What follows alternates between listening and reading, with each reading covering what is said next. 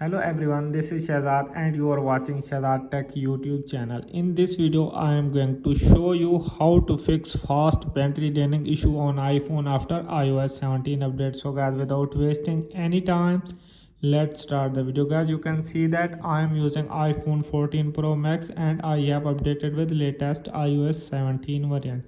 So first you can check it and go back. Just simply tap on settings here you can find the privacy and security, tap on it and tap on location services.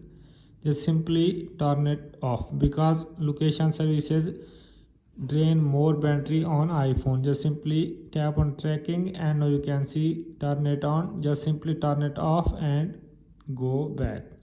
After you done this, you can go to settings. Here you can see display and brightness. Just simply tap on it. Here you can make sure that you have turn on the automatic. Go back. You can decrease your brightness to fix the fast battery running issue. Go back. If raise to wake is turn on, turn it off and go back. So guys, I hope this video is helpful for you. If this video is helpful for you, then you subscribe my channel and press the bell icon for more latest tech video. Thanks for watching.